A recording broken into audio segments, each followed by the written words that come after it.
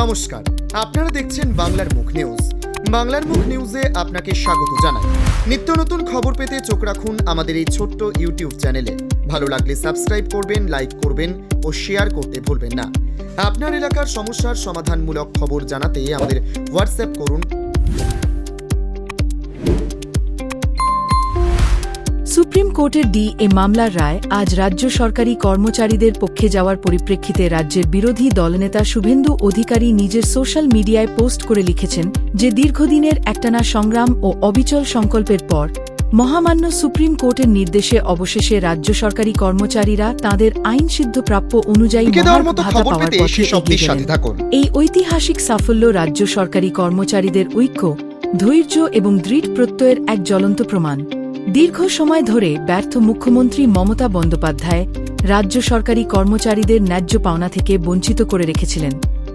আটকে রাখার মরিয়া চেষ্টায় রাজ্য সরকার জনগণের অর্থ ব্যয় করে একের পর এক নামী আইনজীবী নিয়োগ করেছিল। শুধু তাই নয়, কর্মচারীদের ন্যায্য আন্দোলনের মুখে লজ্জাজনক পুলিশি দমন, অশালীন আচরণ এবং অশালীন অপমানজনক মন্তব্যের মাধ্যমে তাঁদের ভয় দেখানো ও হেয় প্রতিপন্ন করার চেষ্টা করা হয়েছিল। অবিরাম দমনপীড়ন ও অবিচার সত্ত্বেও রাজ্য সরকারি কর্মচারীরা মাথা নত করেননি। দীর্ঘ নীতিগত ও সংযত সংগ্রামের মধ্য দিয়েই আজ তাঁরা তাঁদের ন্যায্য অধিকার আদায় করে নিয়েছেন। এই জয় শুধু মহার্ঘ ভাতার প্রশ্নেই সীমাবদ্ধ নয়, এটি সর্বোপরি ন্যায়বিচারের বিজয়। ডিএ সংক্রান্ত মামলায় রাজ্য সরকারি কর্মচারীদের মৌলিক অধিকার সুরক্ষিত করার জন্য আমি মাননীয় সুপ্রিম কোর্টের প্রতি আন্তরিক কৃতজ্ঞতা প্রকাশ করছি।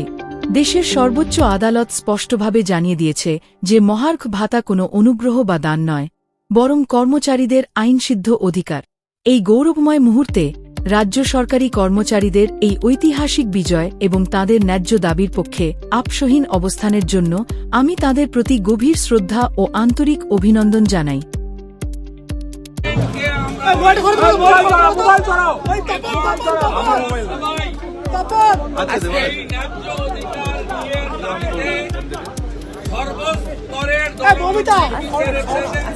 কর্মচারী, শিক্ষক, পেনশনার, পুলিশ কর্মী সবার সঙ্গে ছিলাম। মমতা বন্দ্যোপাধ্যায়কে আগামী মার্চ মাসের মধ্যে 10,400 কোটি টাকা কর্মচারীদেরকে দিতে হবে, আর বাকিটা যেটা হবে সেটার দায়ভার পরবর্তী সরকারকে নিতে হবে। এবং ভারতীয় জনতা পার্টি কথা দিতে পারে, বিজেপি সরকার এলে, বিজেপি সরকার আপনারা আনলে আমরা সুপ্রিম কোর্টের জাজমেন্টকে মর্যাদা দিয়ে আপনাদের সুপ্রিম কোর্টের যে রায় তাকে মমতা বন্দ্যোপাধ্যায় স্যাটের অর্ডার মানেননি, সিঙ্গেল বেঞ্চের অর্ডার মানেননি, ডিভিশন বেঞ্চের অর্ডার মানেননি, এমনকি 25% দেওয়ার যে অর্ডার দিয়েছিল সেই অর্ডারও মানেননি। আমি সরাইনি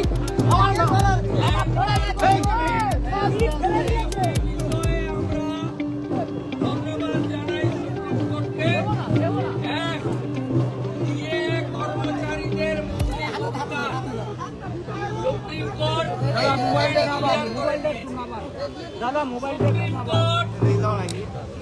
তৎক্ষণাৎ 31 মার্চের মধ্যে 25% অর্থাৎ 10,400 দিয়ে দিতে বলেছে। বাকি 75% 30 মে 2024-এর মধ্যে দিতে বলেছে। নির্ধারণের ক্ষেত্রে অবসরপ্রাপ্ত বিচারপতি এবং ক্যাগের প্রতিনিধিদের নিয়ে কমিটি করে নিয়েছেন।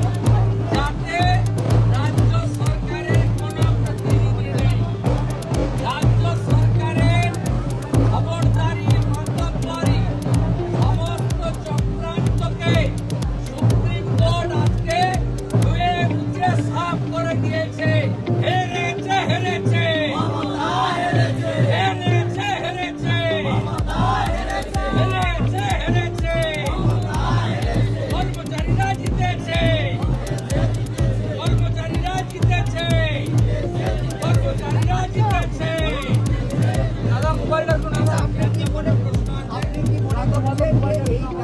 এই মোবাইলটা একটু লাগাও আর মূলে আদায় করবে আর মূলে আদায় করবে ভারতবর্ষের সর্বোচ্চ আদালত নজরদারি করার জন্য 3 জন অবসরপ্রাপ্ত বিচারপতি এবং ক্যাগের কমিটি করে দিয়েছে। মমতা বন্দ্যোপাধ্যায় পালানোর আর কোনো রাস্তা নেই। দ্বিতীয়ত হচ্ছে গতকাল আপনাদের অনেক চ্যানেল মুখ্যমন্ত্রীকে বিরাট নাম্বার দিয়েছে, সওয়াল জবাব। সুপ্রিম কোর্টের রায় কোথায় আছে বলুন তো? আপনাদের লজ্জা লাগে না? মমতা ব্যানার্জির নাম বলতে কোথাও আছে? আপনাদের লজ্জা লাগে না? এটা সারাদিন বলে গেলেন মমতা সওয়াল করছে। সুপ্রিম কোর্টের এই জাজমেন্ট গতকালে এসআইআর নিয়ে মমতা ব্যানার্জি বলেছেন একটা শব্দ সুপ্রিম কোর্ট রাখেন। তাই আপনাদের মাধ্যমেই আমি বাংলার জনগণকে বলছি যে মমতা বন্দ্যোপাধ্যায় এসআইআর আটকানোর বিষয় ফেল করেছে। দ্বিতীয়ত অনেক পরে বাজেট তার আগে রাজ্যপালের ভাষণ। আমি রাজ্যপাল শ্রী আনন্দ বসুকে ধন্যবাদ জানাবো যে তিনি রাজ্য সরকারের যে খসড়া বক্তব্য বাতিল করেছেন। সেই বাতিলে কেন্দ্র এবং বিজেপি বিরোধী কথা ছিল। তিনি করতে অস্বীকার করেছিলেন, বয়কটের কথা বলেছিলেন। রাজ্য সরকার বাধ্য হয়ে গত পরশুদিন কেন্দ্রের বিরুদ্ধে কোনো মন্তব্য না রেখে নতুন করে বক্তব্য পাঠাতে বাধ্য হয়েছে। অর্থাৎ খোলা করে খোলা জলে আজকে এদেরকে খোলা জল খেতে হবে। রাজ্যপাল মহোদয়কে হ্যাটস অফ জানাই। From reliable source, governor rejected the draft speech sent by the state government. He refused to read this type of political speech. After that, state government vowed to surrender in front of governor. They sent a very speech যেখানে কেন্দ্রীয় সরকারের বিরুদ্ধে কোনো মন্তব্য। সাথে সাথে আজকে যে ভোট অন অ্যাকাউন্ট, এটা বাজেট নয়, এই ভোট অন অ্যাকাউন্টের দায়বদ্ধতা বর্তমান সরকারের নেই। আগামী দিনে যে সরকার আসবে সেই সরকারেরই দায়বদ্ধতা থাকবে। তাই আজকে দয়া করে মিডিয়ার বন্ধুরা বাজেট বলে লিখবেন না, ভোট অন অ্যাকাউন্ট বলে লিখবেন। এটি 4 মাসে, এপ্রিল, মে, জুন, জুলাই। নতুন সরকার আসার পরে পূর্ণাঙ্গ বাজেট পেশ করবে এবং এই ভোট অন অ্যাকাউন্টে যেগুলো থাকবে কোনোটাই কার্যকর করা যাবে না। তার কারণ এপ্রিল মাসে মডেল কোড অফ কন্ডাক্ট চালু হবে। মার্চে চালু হবে, এপ্রিল মাসে এটা কার্যকর হবে। এই বাজেটে থাকছে সিভিক ভলেন্টিয়ার, জিআরপি, আশাকর্মী, আইসিডিএস এর কর্মীদের সামান্য কিছু বৃদ্ধি, সামান্য, যেটা তাদের দাবি এবং সংসার চালানোর পক্ষে মানানসই নয়। লক্ষ্মী ভান্ডারে কয়েকশো টাকা বাড়ানোর একটা প্রতিশ্রুতি থাকবে, কার্যকর সেটাও কার্যকর এই সরকার করতে পারবে না। আগামী দিনে যে সরকার আসবে, বিজেপি সরকার, তাদেরকেই কার্যকর করতে হবে এবং আমাদের সংকল্প করে আমরা যে প্রতিশ্রুতি দেব অন্যান্য রাজ্যের মতো উড়িষ্যার সুভদ্রা যোজনা, মধ্যপ্রদেশের লাডলি বহিন, দিল্লির 2,500 টাকা মাসে, হরিয়ানায় 2100 টাকা মাসে, মহারাষ্ট্রে 2000 টাকা মাসে, সেটা আমরা অনেক ভালো দেব সংকল্প করে, সেটাই কার্যকর। গতকাল মুখ্যমন্ত্রী মমতা বন্দ্যোপাধ্যায় সুপ্রিম কোর্টে সওয়াল করেছেন, এটা তো সত্যি। এটা টিভিতে দেখেছেন, no record, not a single word. এটা কারেক্ট করতে হবে। এটা সওয়াল বলে না, উনি কিছু কথা বলেছেন যেটা আইনগতভাবে রেকর্ড হয়। সুপ্রিম কোর্টের একদম ক্লিয়ার ইনস্ট্রাকশন সব কোর্টেরই আছে। নয় পিটিশনার বলবে, নয় লয়ার, দুজন মিলে কথা বলা হয়। তিনি সায়েম দেওয়ানকে লয়ার দিয়েছিলেন, তার কথাই তার নাম আছে, কিন্তু আইনত কোনো সাংবিধানিক প্রধান তিনি কি এভাবে প্লিট করতে পারেন? কারণ ইতিহাসে তো এরকম নজির নেই। যেহেতু উনি লয়ার দিয়েছিলেন তাই উনারটা অন রেকর্ড হয়নি, উনি যা করেছেন অফ দ্য রেকর্ড। সেই কারণে আপনাদের বলছি এটাকে সওয়াল জবাব বলে না, এটাকে কোনোভাবেই সওয়াল বলে না। কিছু কথা আমরা চা দোকানে বলতে পারি, ব্যক্তিগত আলোচনায় বলতে পারি, টেলিফোনে বলতে পারি, এটা এই ধরনের। এর রেকর্ডে কোথাও একটা নাম, দ্বন্দ্ব, শব্দ, বাক্য নেই। উনি কি কোনো ন্যারেটিভ সেট করার মানে জন্য এটা optics করলেন? set করতে চাইলেন? না না, চেষ্টা করেছেন ন্যারেটিভ আবার না। আধার কার্ড আটকাতে গেছেন, বলেছেন আধার কার্ড আটকানোর ব্যাপার নেই, জাজমেন্ট পেন্ডিং।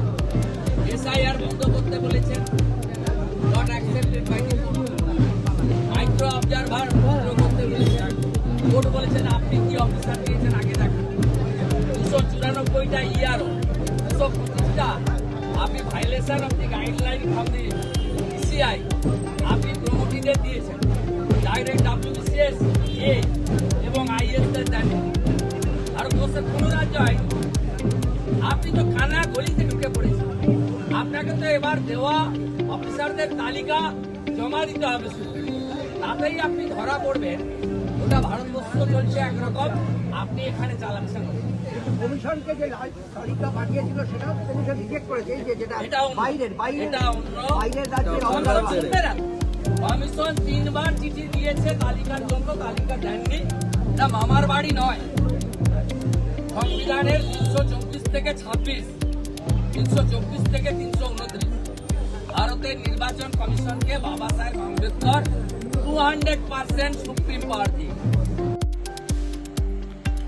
দেখুন, আজকে মহামান্য আদালতের অর্থাৎ সর্বোচ্চ আদালতের যে রায়, সেই রায় প্রমাণ করলো যে মমতা বন্দ্যোপাধ্যায়ের সরকারের যে স্ট্যান্ড, তাদের যে অবস্থান ছিল সেটা ভুল ছিল। কোর্ট পরিষ্কারভাবে বলে দিয়েছেন, মহামান্য সুপ্রিম কোর্ট বলে দিয়েছেন যে ডিএ ন্যায়সিদ্ধ অধিকার সরকারি কর্মচারীদের, এবং ইমিডিয়েট মহামান্য আদালত, সর্বোচ্চ আদালত বলেছে যে 25% ডিএ দিতে রাজ্য সরকারকে, এবং 3 সদস্যীয় কমিটি তৈরি করার কথা বলেছেন বাদবাকি অবশিষ্ট ডিএ নিয়ে কি হবে সেই সিদ্ধান্ত নেওয়ার জন্য। তো স্বাভাবিকভাবে মহামান্য আদালতের এই রায়কে আমি স্বাগত জানাচ্ছি, এবং এর মধ্য দিয়ে আমাদের সরকারি কর্মীদের যে অধিকার, ডিএ পাওয়ার যে অধিকার, সেই অধিকার কিন্তু এই কোর্টের মহামান্য আদালতের, সর্বোচ্চ আদালতের রায়ে কিন্তু আরেকবার সুনিশ্চিত হবে। দক্ষিণ দিনাজপুরে সাইবার অপরাধ দমনে বড় সাফল্যের দাবি করল জেলা পুলিশ। দেশের বিভিন্ন প্রান্ত থেকে সাইবার ক্রাইমে যুক্ত অপরাধীদের ট্রেস করে হারিয়ে যাওয়া বিপুল অর্থ উদ্ধার করে তা অভিযোগকারীদের হাতে ফিরিয়ে দেওয়া হয়েছে বলে জানানো হয়েছে। বুধবার দক্ষিণ দিনাজপুরের পুলিশ সুপার চিন্ময় মিত্তাল সাংবাদিক সম্মেলনে জানান, জেলায় সাইবার অপরাধের ঘটনা প্রতি বছরই বাড়ছে। 2025 সালের তথ্য অনুযায়ী জেলায় মোট 55টি সাইবার ক্রাইমের মামলা দায়ের হয়েছে। এর মধ্যে জেলা সাইবার ক্রাইম শাখা 42টি মামলার সমাধান করেছে এবং একাধিক অভিযুক্তকে গ্রেপ্তার করা হয়েছে বলে দাবি পুলিশের। পুলিশ সূত্রে জানা গিয়েছে, তদন্তে নেমে মোট 106টি অভিযান চালানো হয়েছে। এর মধ্যে 79টি অভিযান হয়েছে জেলার বাইরে, দেশের বিভিন্ন রাজ্য ও প্রান্তে। পুলিশ সুপার আরও জানান, সাইবার প্রতারণায় খোয়া যাওয়া প্রায় 3 কোটি টাকার মধ্যে প্রায় 1 কোটি 5 লাখ টাকা উদ্ধার করে তা সংশ্লিষ্ট অভিযোগকারীদের কাছে ফিরিয়ে দেওয়া হয়েছে। জেলা পুলিশের এই সাফল্যকে সাইবার অপরাধ মোকাবিলায় উল্লেখযোগ্য পদক্ষেপ বলে মনে করছেন প্রশাসনিক মহল। একই সঙ্গে সাধারণ মানুষকে অনলাইন লেনদেনে আরও সতর্ক থাকার পরামর্শ দিয়েছে পুলিশ। তারপর তো আমরা সাইবারে এসে যোগাযোগ করলাম, করে তারপরে তো সব টাকা আমরা পেয়ে গেছি, মোবাইলও পেয়েছি, টাকাগুলো পেয়ে গেছি। না, আমরা আগেই পেয়ে গেছি, ফোন পে আমাদের দিয়ে দিয়েছি, আর এই মোবাইলটা এখান থেকে দিয়েছি, সাইবার থেকে দিয়েছি। হ্যাঁ স্যার, খুব ভালো। আমরা সাধারণ মানুষ, আজকে যে টাকাগুলো পেলাম, মোবাইলটা পেলাম, তো সাইবার আমাদের যে বালুরঘাট, আমরা ধন্যবাদ জানাচ্ছি। আমরা খুব উপকৃত পাচ্ছি, উপকার পাচ্ছি আমরা। আমার নাম দিলীপ সরকার, বাড়ি আমার কুশমন্ডি। সেটা আমার রিলেটিভের টাকা হারিয়ে গেছিল, মানে আপনার মোবাইলে লিঙ্কে যে শেয়ার কিনতে গেছিল, শেয়ার কিনতে গিয়ে ও টোটাল 15,50,000 টাকা হারিয়ে যায়। তারপরে সঙ্গে সঙ্গে আমাকে ফোন করে জানায়, আমি সঙ্গে সঙ্গে সাইবার ক্রাইম অফিসে আসি। এসআইসিকে টোটাল ডিটেলসটা জানাই এবং কমপ্লেন করি। এই কমপ্লেনের তৎপরতায় আমাদের সাইবার ক্রাইমের আইসি তৎপরতার সাথে আমাদের টাকাটা অনেকটা 9,03,200 টাকা আমাদের এখন পেয়েছি। কত টাকা দিয়েছিল? 15,50,000। আমাদের 9 লাখ টাকা পেলেন। 9,03,200 টাকা পেয়েছি। কোথাকার বাড়ি কোথায়? আমাদের রিলেটিভের বাড়ি রানারহাটে। কি করে টাকাটা পাওয়া গেছিল? ও মোবাইলে ওই যে লিঙ্কে আপনার শেয়ার কিনতে, সে বেশিরভাগ টাকাটা ফেরত পেয়ে গেলেন। হ্যাঁ বেশিরভাগ টাকাটাই ফেরত পেয়েছে। কেমন লাগছে খুব ভালো। আমাদের পুলিশকে ধন্যবাদ জানাই, আমাদের ডিস্ট্রিক্টের সাইবার ক্রাইম পুলিশ এবং আমাদের ডিস্ট্রিক্টের সমস্ত পুলিশ আধিকারিককে, যে অতি তৎপরতার সাথে আমাদের এই কাজটাকে উদ্ধার করে দিয়েছে। এবং শুধু আমার রিলেটিভের না, অনেকেরই দেখলাম যে তারা দ্রুততার সহিত দেখছেন আমাদের পুলিশ। যার টাকাটা মারা গেছিল তার নাম কি? তার নাম জাকির হোসেন। আপনার নাম কি? আমার নাম মাহবুব রহমান। আপনাদেরকে আমাদের সাইবার পিএসএ কিছু লাস্ট ইয়ারের অ্যাচিভমেন্টস আছে, ওটা তুলে ধরার জন্য।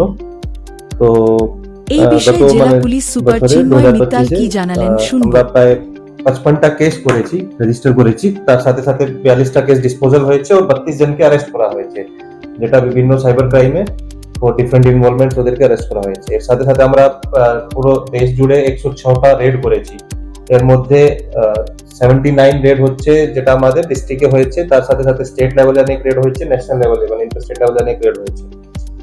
আমরা টোটাল যে ফ্রড অ্যামাউন্ট আছে ওটা যে আমাদের কাছে রিপোর্ট হয়েছে ওর মধ্যে 3 কোটি থেকে বেশি টাকা আমরা ডিফারেন্ট অ্যাকাউন্টসে ফ্রডস্টার অ্যাকাউন্টে আমরা ফ্রিজ করতে পেরেছি।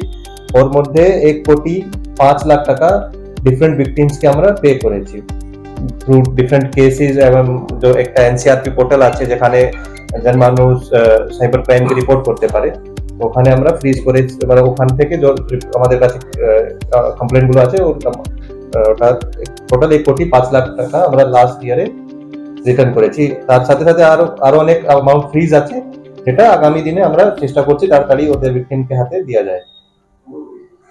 এর সাথে সাথে ডিফারেন্ট কেসে আমরা 40টা স্মার্টফোন, একটা ল্যাপটপ, এটিএম, ডেবিট কার্ড প্রায় 80টা সিজ হয়েছে। তারপরে কিছু পাসবুক সিজ হয়েছে, যেটা নতুন অ্যাকাউন্ট খোলা হয়েছিল, ওই অ্যাকাউন্ট গুলো পরে ফ্রড অ্যামাউন্ট জন্য ফ্রডুলেন্ট সাইবার ক্রাইমের জন্য ইউজ হতো, ওই পাসবুক গুলো সিজ করা হয়েছে। একটা কেস আমি এখানে মানে মেনশন করতে চাই, যেটা হচ্ছে কেস নম্বর 15 2024 সালে। ওখানে একটা লোককে ফেক ট্রেডিং অ্যাপ দিয়ে প্রমিস করে হাই রিটার্ন প্রমিস করে ফ্রড করা হয়েছিল। ওখানে ওর 25 লাখ টাকা গিয়েছিল, ওর মধ্যে আমরা প্রায় 22 লাখ টাকা মানে প্রায় 90% টাকা আমরা রিটার্ন করতে পেরেছি। এটা আমাদের মানে একটা ভালো অ্যাচিভমেন্ট রয়েছে তো সাইবার পিএসএ। লাস্ট 1-2 বছরে আমরা ওখানে আমাদের ম্যান পাওয়ার বাড়িয়েছি, ওখানে আমাদের যে টেকনিক্যাল ইকুইপমেন্টস আছে ওটা বাড়ানো হয়েছে। তার সাথে সাথে ডিফারেন্ট ব্যাংকের সাথে, ডিফারেন্ট স্টেট পুলিশের সাথে ওটা করা হয়েছে। এবং স্টেট লেভেলেও আমাদের একটা লাস্ট ইয়ারে সাইবার ক্রাইম উইং রেডি করা হয়েছে, যেখান থেকে আমরা অনেক হেল্প পাই। তো ওই সব হেল্প দিয়ে আমাদের যে আউটকাম আছে সাইবার পিএসএ অনেক বাড়ানো হয়েছে। আজকে স্যার কত টাকা তুলে দেওয়া হচ্ছে? মানে ওটা মানে ডিসেম্বর মাসে আমরা অনেক কোর্ট অর্ডার থেকে অনেক টাকা ফেরত দিয়েছি। ওটা জাস্ট আজকে আমরা সিম্বলিকলি ওদেরকে একটা চেক দেব, ওরা টাকা আগেই পেয়ে গেছে। তো ওর মধ্যে মানে একটা যেমন জাকির হোসেন বলে একটা ভিকটিম আছে, উনি প্রায় 9 লাখ টাকা ফেরত পেয়েছে। ওর টোটাল 15 লাখ ছিল, 9 লাখ টাকা এখন অবধি ফেরত পেয়েছে, হতে পারে বাকি টাকাও আগামী দিনে উনি পাবেন।